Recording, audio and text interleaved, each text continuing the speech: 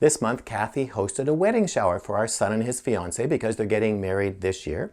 And it was a wonderful time, but I presume that the young couple probably felt a little awkward being the center of attention, having everyone say such nice things about them and then loading them up with gifts, though they did seem to adjust pretty quickly to that role. But did you know that God wants to shower you with gifts as well? In the New Testament, there are at least 3 locations where there are lists of spiritual gifts that God has for His children. There are ministry gifts, power gifts, service gifts. There are plenty enough gifts to go around.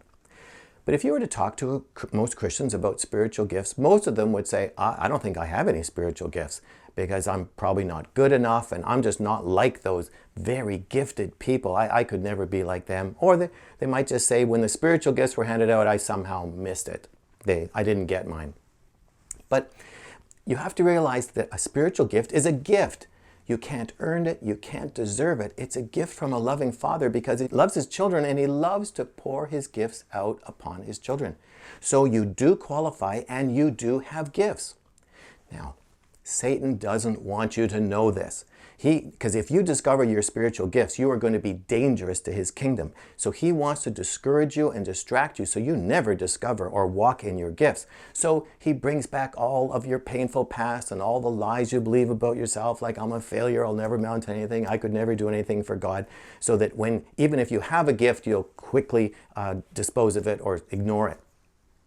But do you realize that most people who are gifted, at some point in their past, they were not aware that they had a spiritual gift. And most people stumble over their spiritual gift and discover it by accident. Now, there are some who have deliberately sought for a gift, and the Bible encourages us to do that, but most people stumble over their gift because they had no idea it was present. And that was certainly the case with me. Remember, I started out as an anesthetist. I had no idea that I had an ability in mental health and counseling and prayer ministry. I completely stumbled over these things. And now in the seminars that Kathy and I do, we are seeing people spontaneously being physically healed while they're sitting in their seats while no one's even prayed for them.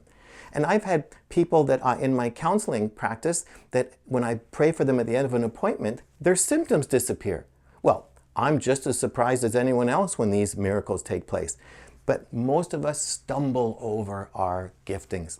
So don't underestimate what God can do with you. Don't underestimate the spiritual gifts which are inside you that you have yet to discover. You have no idea what exciting adventures God may lead you into where a spiritual gift will emerge that you had no idea you even had. So don't put a lid on your potential. Don't put a lid on what God can do through you. Don't talk yourself out of it when you get an opportunity to do something that's new, because that might be an opportunity for God to show you a spiritual gift that you've been carrying that you just weren't aware of. So this is an exciting adventure. Throughout your life, you can discover more gifts that God placed inside you that you weren't aware of. So now I want to hear from you.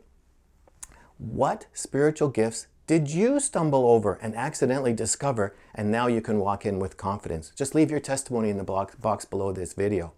And if this is your first visit here, you need to get my free self-assessment guide.